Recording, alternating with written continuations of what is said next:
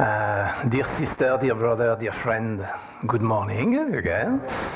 First of all, I want really to thank all the leaders of this seminar, including John, for inviting me here, because it's such a great pleasure to be able to share our experience together with so many brilliant minds. So I try to do my best.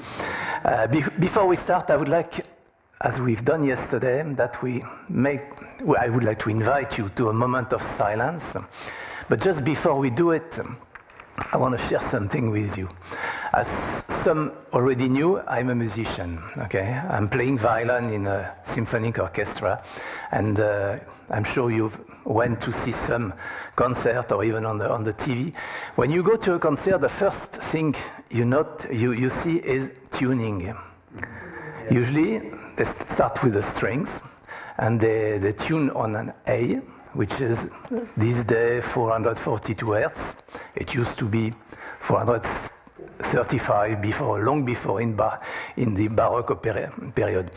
And then, if you listen very carefully, you'll see that the trombone, are tuning on another note, which is a B flat, because those instruments were built in their major resonance, major harmonics are on the B flat or E flat, where the violin is on the A and some other instruments are in some other tune. So it means that, and it's interesting to note, that we have diversity inside unity.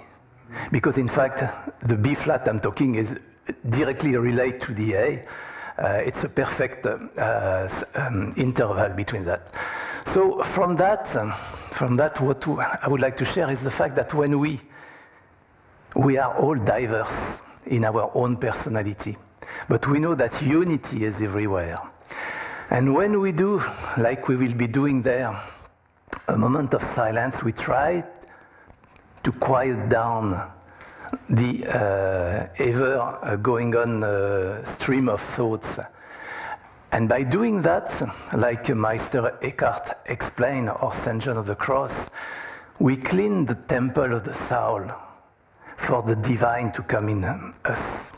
So let's have a quick moment of silence.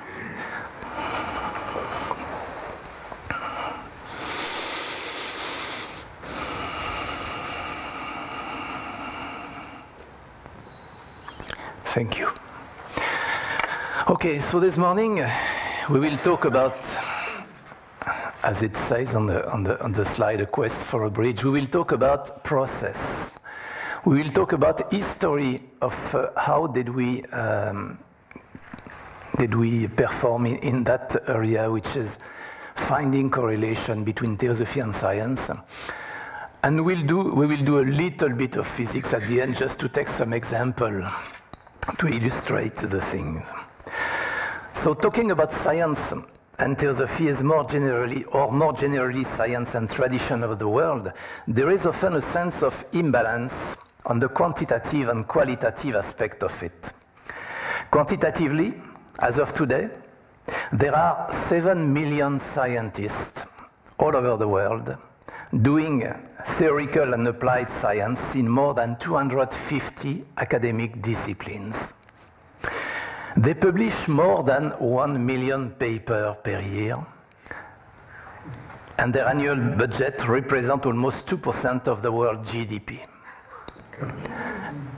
It's useful to know that, because we realize that when we used to talk about science and theosophy, we often have the mind of what was going on 100 years ago. Today, we have a new world in front of us. They are living in a no-border world with the universal language, mathematics, and all papers are now published and or translated in what became a standard language, English. They, together with the scientific application developed by the industry, have created a tremendous capability to influence our way of living and thinking, and also an increased capability to destroy humanity. In addition to the nuclear threats, We are now facing new threats like nanotechnology, genetics, engineering, and one which is the combination of many uncontrolled industrial development and which will affect not only some isolated spots, but all life on Earth, which is the global warming. Qualitatively, science is influencing deeply the shaping and behavior of our modern society, for good and not for good. It looks gloomy, but is this assessment of the situation new to us? Some 35 years ago, David Bohm, a scientist and philosopher, wrote, "Thus, as is now well known, this way of life has brought about pollution, destruction of the balance of nature, overpopulation, worldwide economic and political disorder." And at the end he said, "It's an environment which is neither physically nor mentally healthy for most of the people who have to live in it." And it was already a long time ago, if I can say so. And at the same period of time, Krishnamurti also had something very similar, stating that we are facing a tremendous crisis. And a crisis which almost no one can really solve. It's like, I think Tim had this phrase during the IPF, he said, "You cannot solve a problem at the level where it was created." And that's exactly what Krishnamurti also is saying, stating at the end that it is in our consciousness, in reality, the problem. So it's not a new departure from past history, but we can observe that there is a strong acceleration in the degradation of our natural and social environments. So the question is not anymore about is it true or not, but can we do something and what can we do? Science being one of the three pillars of theosophy, it must be a powerful lever, especially at a time where the majority of our brothers and sisters believed in the capability of science to bring comfort and happiness in their lives, even if it's not yet the case. Science and tradition of the world, together with Theosophia, are dealing with the same object, reality. Even if the approaches are different, there is only one reality. We know that modern science is dealing with some layer of reality, mainly the physical one, plus some glimpses of the energetic, emotional, and mental ones. But it stops short at the intellectual border, even if intuition is stepping in unconsciously in some or most of the major discovery, which seems to happen per chance. The end result of this approach is that science cannot build a holistic understanding of reality, and many key characteristics of the scientific model are still not at all understood. For example, the standard model, which describes elementary particle constitution and behavior, cannot accommodate gravitation, does not account for dark matter or dark energy, does not account for neutrino oscillation, a lot of phenomena which can be seen, experimented, but not understood, or at least not put back in this model. We still don't know why most of the fundamental constant value, like the gravitational constant, the Planck constant, the Hubble constant, have their specific value, and if they are really constant or not. If on one hand, science cannot build a holistic model of reality, and on the other hand, tradition of the world have this holistic vision embedded in their sacred text, there must be a path to bridge the two. Because again, reality is one, even when viewed through different eyes. Let's remember how Madame Blavatsky described this reality. She called it this beingness, symbolizing the secret doctrine under two aspects, fundamental aspect. The one, on one hand, absolute abstract space, representing bare subjectivity, the one thing which no human mind can either exclude from any conception or conceive of by itself. And on the other one, absolute abstract motion representing the unconditioned consciousness. That's a very, very important statement here, which can really guide us in our quest. And she had that consciousness and matter are not opposed, but complementary. She says spirit or consciousness and matter are, however, to be regarded not as independent reality, but as the two facets or aspects of the absolute, Parabrahm, which constitute the basis of conditioned beings, whether subjective or objective. Bringing this model to the forefront of science should enable new foundations for a global understanding of it, and by a new way to do science. To use the words of HPB, talking about the soul of new science, she says a science which has the view of the cosmos as embodied consciousness, with everything in the cosmos alive and governed by the consciousness centers which embody themselves. If and when that model will be understood and acknowledged, a real revolution may start in the scientific community, and therefore in the rest of the world. So the next question is, why it did not happen yet? There is such a wealth of knowledge and achievement on both sides that it seems incredible not to be able to bridge the gaps. There must be some serious reason that we have to understand and recognize if we want to give some chance to our endeavor. First of all, and it's not a surprise, the mindset of the actors, which is the result, as we fairly know, of conditioning. All conditioning factors in our human life, birthplace, family background, education, religion, events in life. If we take, as an example on one side, the example of a Westerner born in a conservative Catholic family, educated in materialistic school system, who succeeded in his or her career and became a celebrity in modern mainstream science. And on the other side, a child born in India from the Brahmin caste, raised in the pure tradition of the Vedas and deeply versed in the study of the sacred text, we can understand the almost impossible gap which prevents effective communication. Of course, this is an extreme case, and there are, fortunately, examples where each party can connect with the other one with an open mind.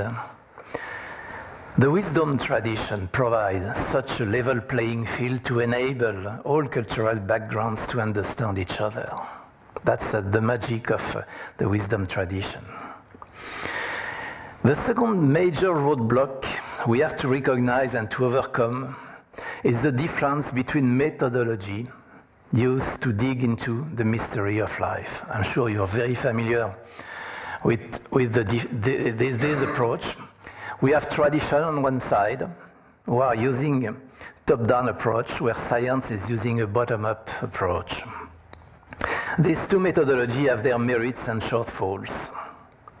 The top-down approach starts from a set of model or truth, often coming from revelation. This model allows a complete description from the abstract concept down to the observable, through some logic which is not always explicit, at least for ordinary people. It gives a complete description of reality. It may lead to some dogma because usually each of these reality, because each tradition has its own description of reality, are not challengeable easily. The bottom-up approach starts from observation and tries to reconstruct the underlying model. It is heavily biased by the instrument of observation and by the fact that there is no guiding principle except mathematical logic and consistency. At the same time, it gives complete freedom to the seeker in interpreting in interpreting the data and the model. And it can also lead to some dogma, like reductionist, materialistic, from when science tries to speculate on the overall scheme of man and the universe.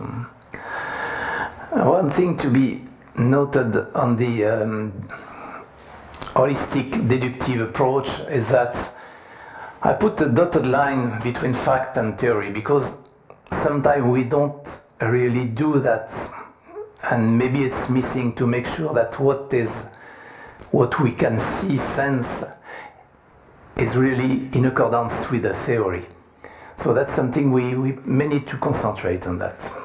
So both approaches can bring to us some glimpse of understanding, but neither of them are self-sufficient, at least in the present state of the world, in its cycle of evolution. And again, because reality is one, there must be a point where these two cross over, and where it must be possible to draw a line or a bridge between the two. The third difficulty in this approach is the language. Language is always a barrier to overcome, either by learning the other one language or to use a common language. Science uses mathematics, which has the advantage to obey a strict logic. It has the inconvenience, especially with modern science, to be almost unreachable for many people. On the other side, tradition uses very allegorical and veiled language, some of them having completely disappeared from the surface of the earth.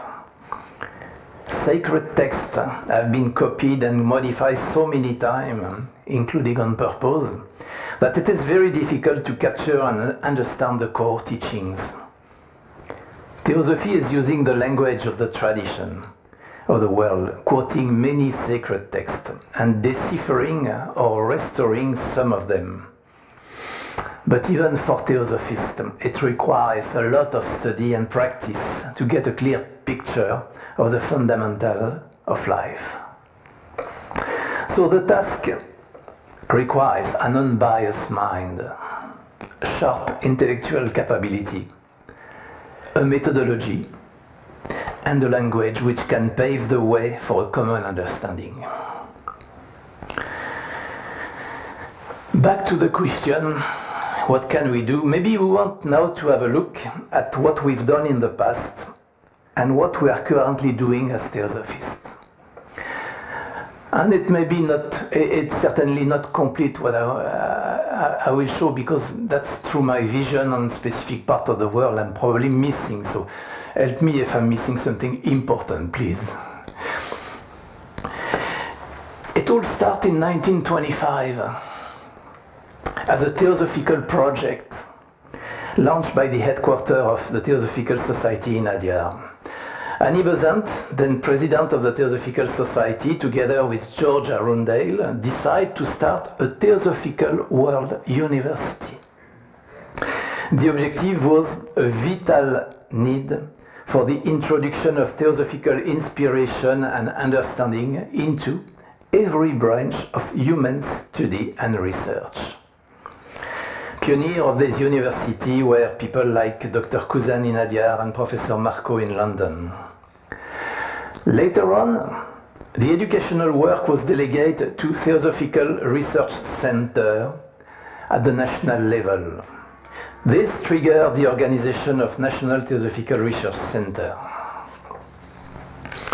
One of the most ancient old one is probably the London Theosophical Research Center, started in 1934 and active under this name until 1982. It's interesting to take a look at its objects, which were in line with the initial object of the World University. First of all, to ensure that the Theosophical Society shall receive the full benefit of every advance in science, medicine, art, education, and other realm of knowledge. Then, to influence the world of thoughts by the application of theosophical principles. The way to achieve this goal were very focused on building bridge between science and the Theosophical tradition. The science group of the Theosophical Research Centre in London, methodology was, and it's useful to go back to those things, to reinterpret in modern terms of the occult teaching as given in the Secret Doctrine, another book, to attempt to correlate occult teaching with modern science, and to develop more popular expositions of theosophical ideas in the language of today to appeal to scientifically minded people. I remember at this time we were in the 1930s, something like that, so there was already the need identified to develop more popular exposition of theosophical ideas. TRC in London was very productive and published many transactions and books on various subjects like archaeology, medicine, psychology, physics, cosmology, and so on. A science group journal was published starting in 1957 as the official organ of the group. It includes articles from other Theosophical National Research Centres like TSA, Holland, Australia, and so on. Many other national sections developed such research centers and published bulletins like, for example, Theoscientist, Holistic Science and Human Value, Bulletin of Theosophy Science, and we know the Theosophic Science Group newsletter in Australia. And there are probably, again, more than that. So we have a legacy of researcher and a legacy of research paper in our hand. They may be somewhere in library in the world. The momentum created at the launch of the project in the 30s generated dynamism and a great motivation inside the theosophical community to acquire scientific knowledge and to study and detect potential bridges with the wisdom tradition. We also have outstanding individual contribution made by some of our past leaders and by other theosophists and affiliates. The most well-known is The Occult Chemistry, of course, with which first glimpse appeared in Lucifer magazine in 1895. First edition was printed in 1909, followed by a second edition in 1919, and finally the third one published in the 50s under Gina Rajadaza. It may be the first time scientific investigations were made using wisdom tradition as a theoretical basis and extrasensory perception as a tool. It has triggered a lot of interest and further works, working for a match between many of modern scientists' discovery until now. We probably all know and may remember Heike Temny, who published Science and Occultism, Lester Smith with the Occult Chemistry Reevaluated, Ravi Ravindra recently, who wrote Science and the Sacred, and Eddie Billy Moria, who make a nice synthesis with The Snake and the Rope. It was in 2006, about everything which was known at this time. A very prolific author, I just want to stop a little bit on it, is Dr. Stephen Phillips, because that's almost amazing what he has been writing. He started in the 1980 with his first extrasensory perception of quarks. I don't know if you ever read it and understood it, but it was one of the first attempts to correlate the quark theory with the occult chemistry, and it's quite an interesting things to read. Then he wrote Anima, which is a way to explain remote viewing of subatomic particles in 1996. In 1999, he reviewed completely his books from 1980, publishing ESP of quarks and superstring, including, again, the 20 years discovery in science to reevaluate his assessment of the situation.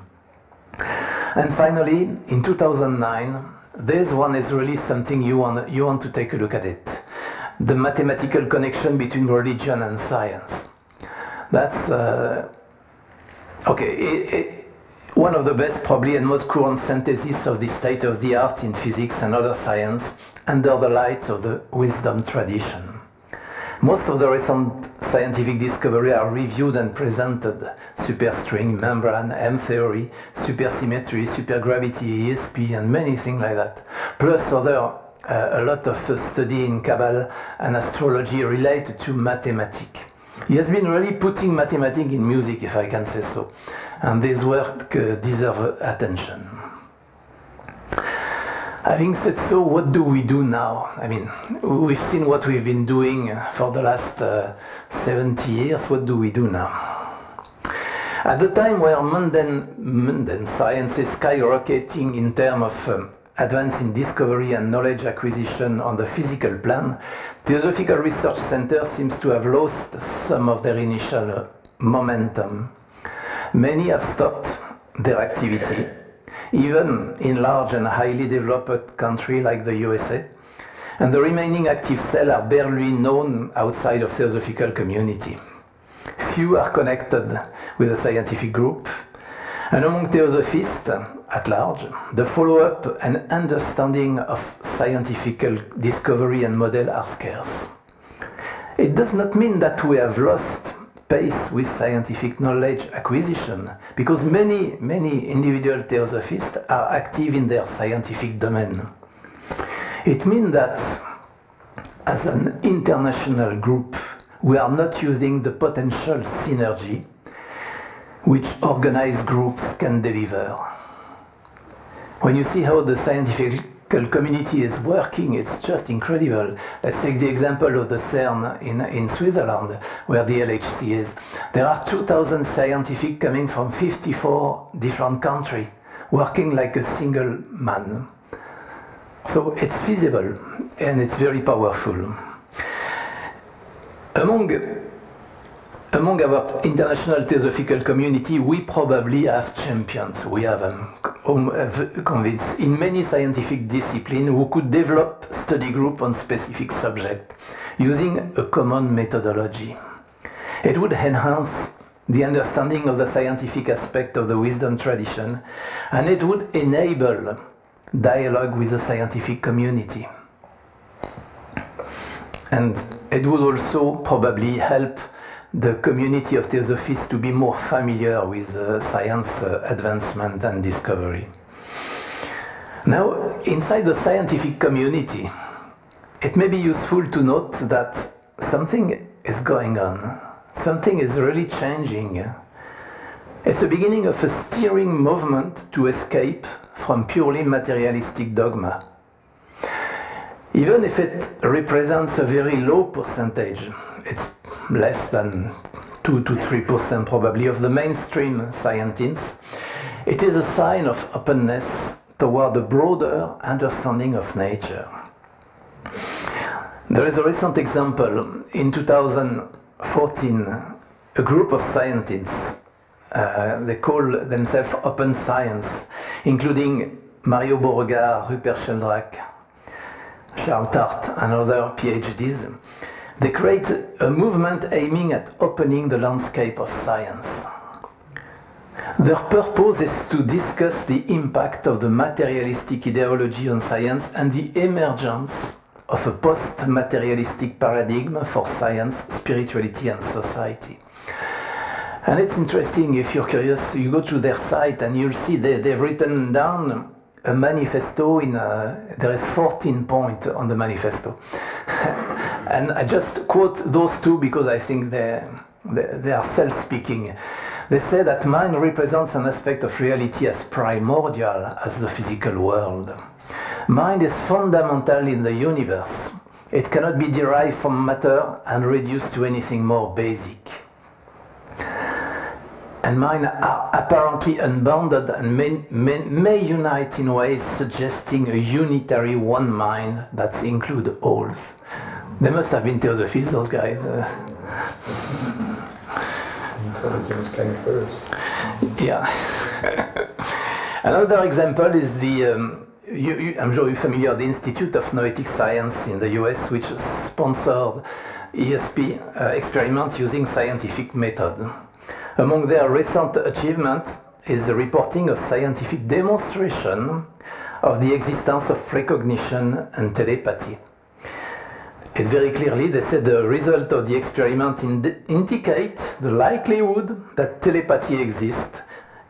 It is as close to proven as contemporary science can establish. So it's a very political, polite way to express it. But when you go to the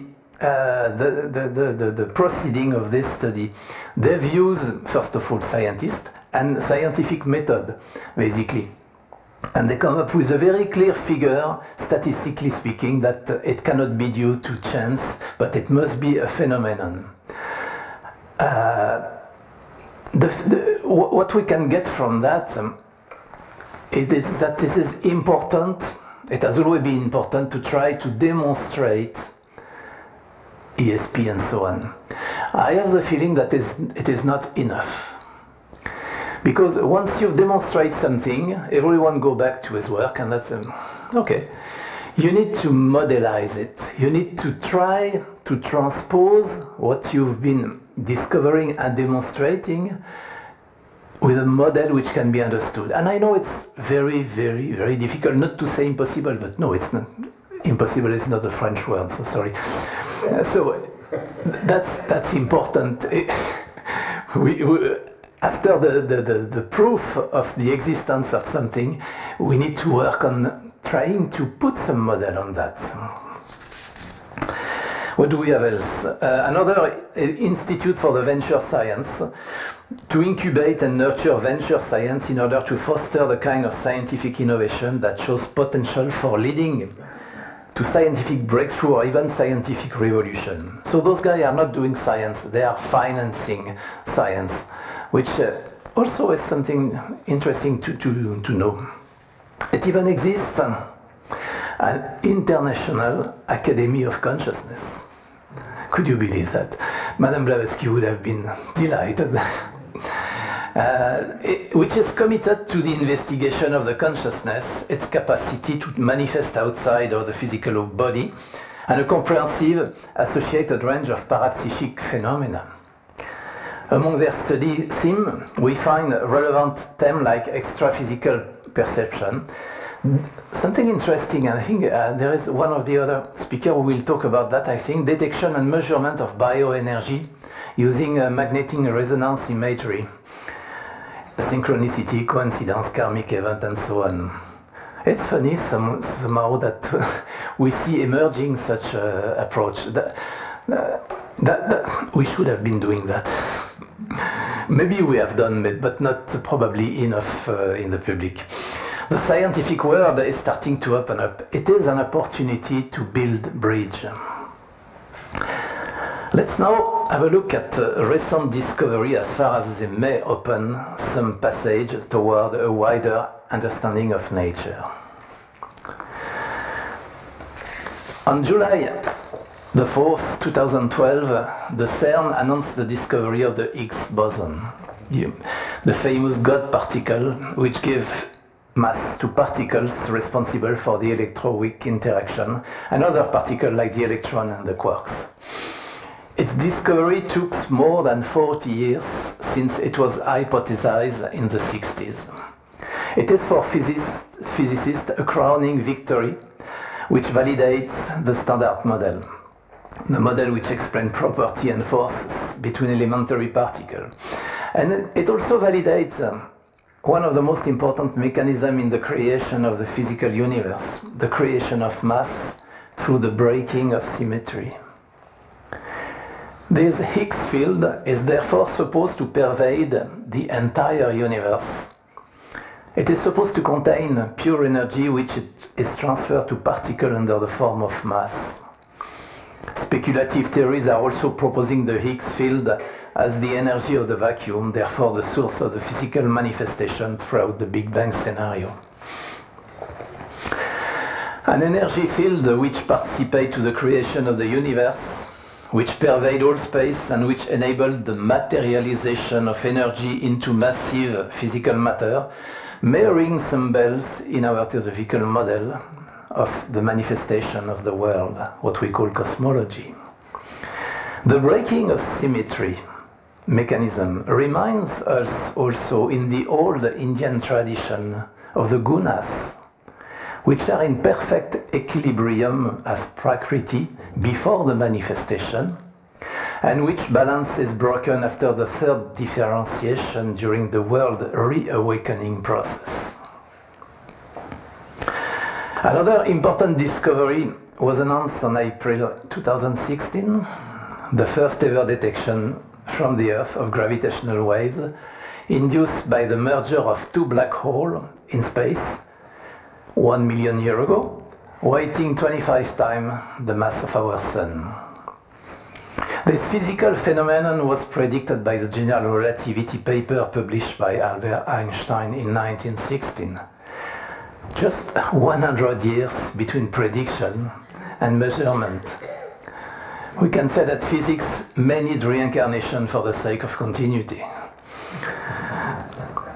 Like for the discovery of the Higgs boson, technology evolution was the enabler of these findings. In one case, one has to be able to spot a particle which mean lifetime is around 10 to the minus 22 seconds. And in the other one, the relative strain variations induced by gravitational waves in a Michelson interferometer is in the magnitude of 10 to the minus 21. This latest discovery validates another aspect of general relativity model and delivers the first assessment of potential existence of the graviton, the hypothetical quantum particle supposed to carry the gravitation interaction. But it still does not tell us what is gravitation, neither what is energy or space or time. Let's talk a little bit about gravitation, that's my preferred subject. It's probably one of the most fundamental forces in the universe. Apart from the fact that it allows us now to stay on our chair, it is the active agent which assembled the physical particle of the universe to build galaxies, solar systems, stars, planets, moon, comets, whatever.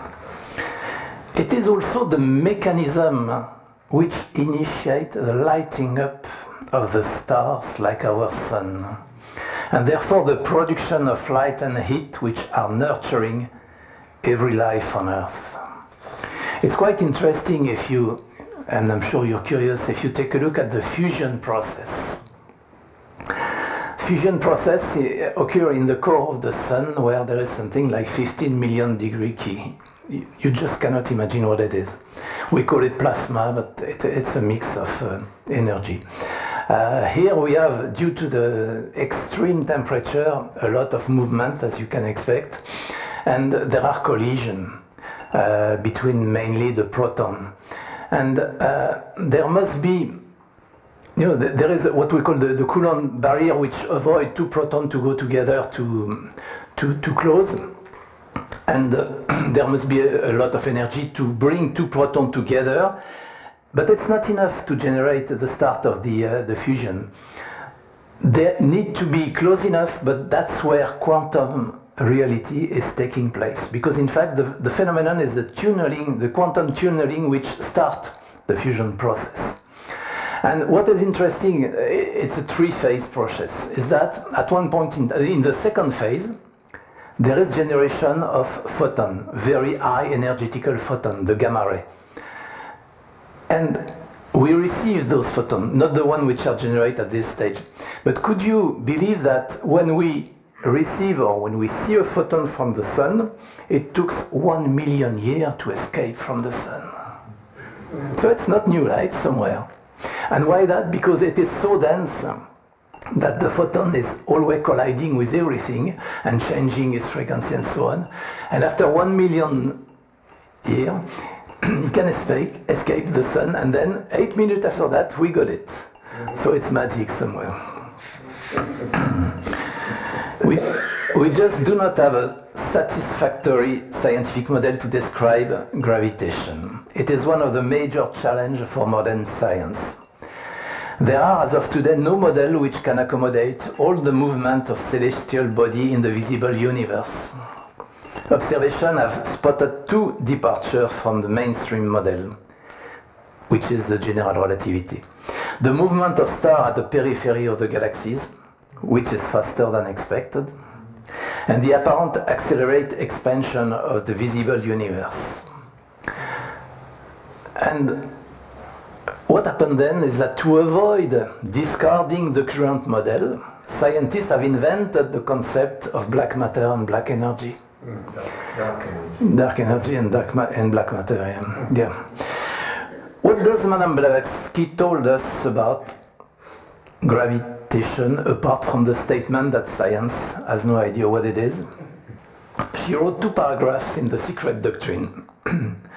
One is named Is Gravitation a Law and Life Force of Gravity. She said, it is the sun fluids or emanation that impart all motion and awaken all into life.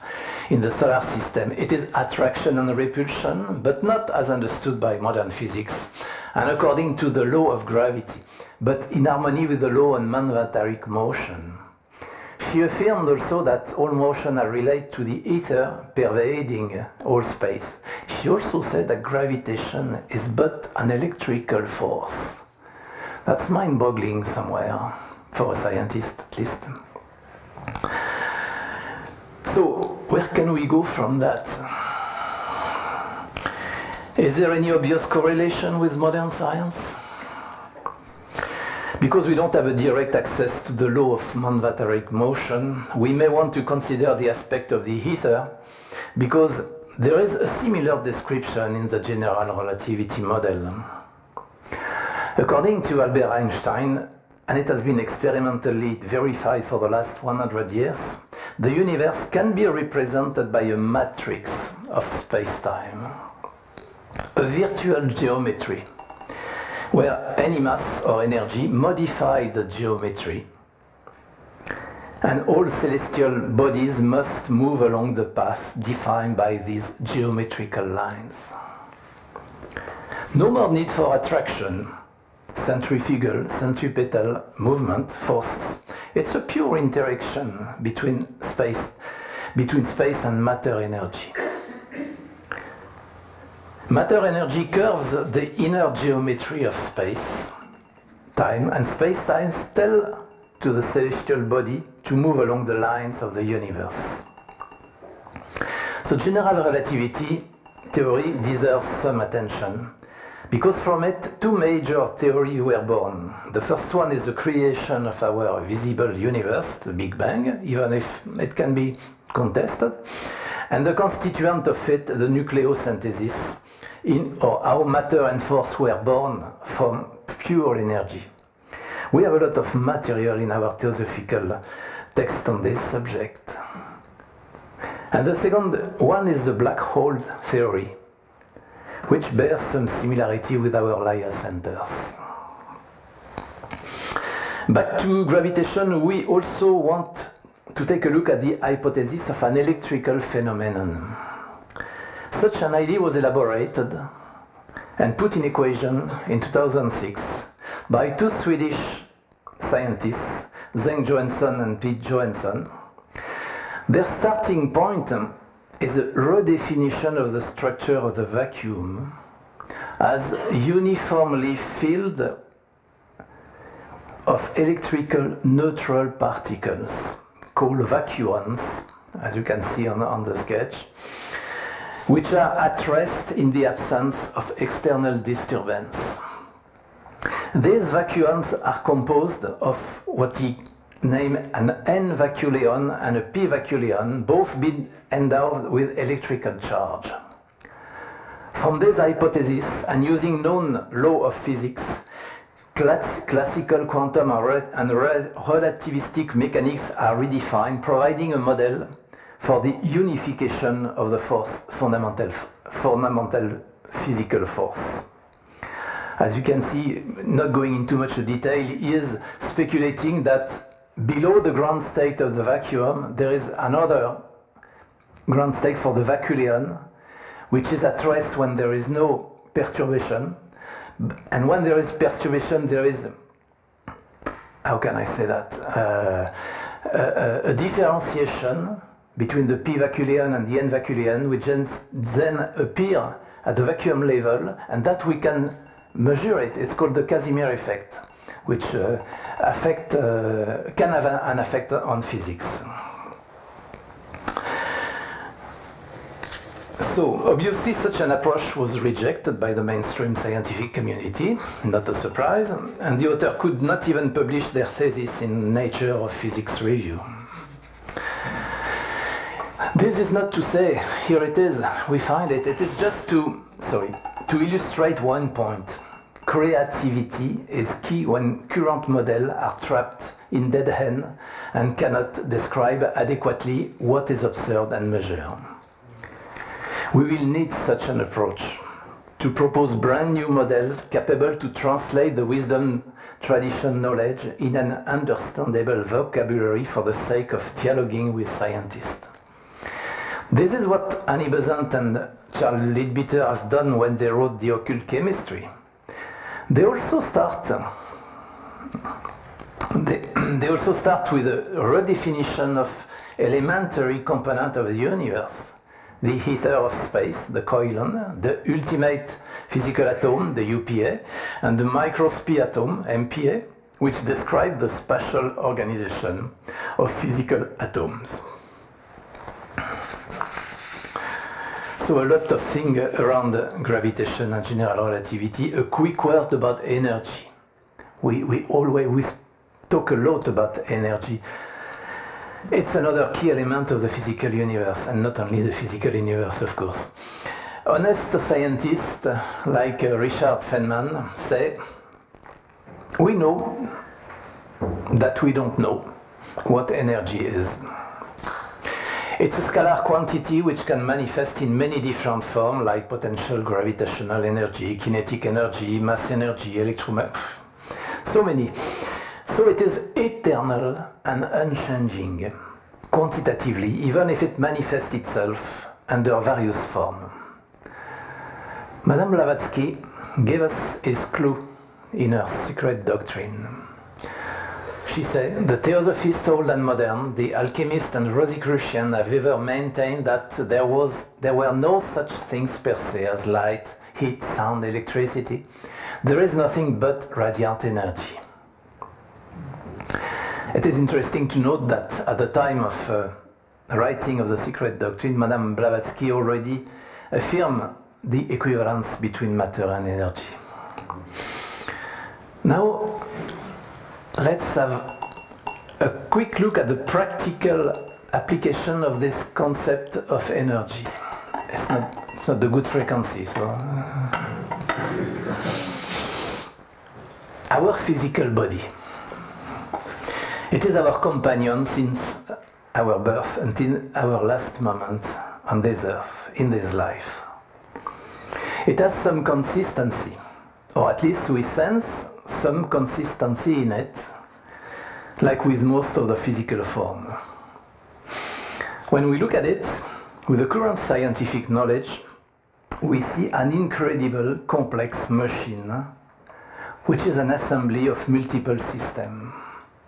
And I'm going to dig a little bit in my preferred subject, which is aircraft. Like in modern aircraft, we find a structural basis, which is the bones, the articulation. We have sensors, our 5 senses. We have actuation system, the muscle. We have a respiratory system, irrigation and cleaning system, fortunately. Protection system with the immune. And a big computer, the brain and the nerves. Going in detail inside each of these systems reveal incredible capability like self-adaptation, auto-repairing, auto-reproduction, etc. It is a magical system, and we live with it. As long as science does not recognize what is behind the scene of material kingdom, they cannot understand how it really works. But let's go down inside it for a while. In each part of the material body there exists as basic component what we call individual cells. And they are almost independent organisms with their own system, and they are all interconnected. We have, roughly speaking, 100,000 billion cells in our body, which side by side would be equivalent to a 15,000 kilometer rope. They work all together, fortunately for us, on their own, to maintain the integrity of the physical body during life. Every day, 20 billion cells will die and be replaced by new ones. Replacement cycles can last from some hours to 15 years. So when we say we are old, we may remember that our cells, most of our cells have less than 10 years. I like that. Now, let's keep digging a little bit more. In each cell, we find microsystems made of micromolecules, which are made of molecules, which are made of atoms, as we know. There is less than 100 different atom types in our solar system and in our body. And if we go further, looking inside atom, we see more and more elementary components. We know that the atom is made of a central nucleus and surrounding electrons. And we know that almost all the mass of the atom is concentrated inside the nucleus. So let's explore the nucleus, because we want to understand from where our mass is coming from, because that's what makes us feeling it's solid. Inside the nucleus, we find protons and neutrons, and we know that each of them is made of quarks, 3 of them in each. This is what the standard model tells us, even if we cannot directly observe them because they obey a physical law called confinement, which forbids them to escape from their shell. We finally reach what is today known as the elementary state of matter, which is endowed with mass, the quarks. We could say that we know where mass is hiding, but there is a trick here. The mass of the 3 quarks in each proton of neutron accounts for less than 2% of the mass of the proton or neutron. Where is the mass? Where is what we call matter? It's coming from the binding energy called the gluons, which bind the quarks together inside a particle. In fact, the mass we can measure is coming not from particle but from energy. If we know, okay, now let's go back from the atomic level to our body. If we can really imagine this elementary level back to the scale of our body, we realize that our physical body is 98% pure energy moving, the rest being point-like particle. And I mean, it's something very deep to realize, not only intellectually, because it gave us a real clue about that physical layer, which is just energy moving. At this smallest stage of the physical matter, there is no more difference between the unit we are contemplating. Our physical world, including our body, is but a wheel of pure energy. If we were able to contemplate this level of atomicity, we would see, and therefore being completely convinced, like St. Thomas, that we are made of pure energy, and that what we call matter does not exist per se. This is how far modern science can have a glimpse to reality, but because it misses the holistic vision of it, it cannot go further. It is now time to go back to the wisdom tradition. We remember what was said at the beginning about the oneness of the beingness, symbolized under 2 aspects: absolute abstract space and absolute abstract motion, representing unconditioned consciousness. In an article published in Lucifer in 1890, Madame Blavatsky said, quoting Rama Prasad, "It is that wavy motion which is the cause of the evolution of cosmic undifferentiated matter into the differentiated universe. From whence does this motion come? This motion is the spirit itself." So we have, our body is a set of energy in which spirit is pouring and making it move. spirit as cause of the motion of pure energy leading to the manifestation of the world. That brings us to the description of the nature of matter in the occult chemistry.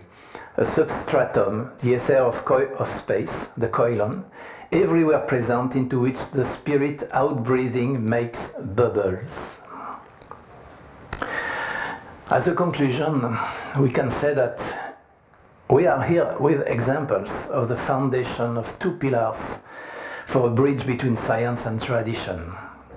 And there are many other ones, in many other different aspects. Being able to develop and complement the scientific model with perennial knowledge has a lot of potential benefit to overcome the current materialistic trends. As heritage holder of the wisdom tradition, we have the responsibility to engage in this quest. Let's do it. Thank you very much.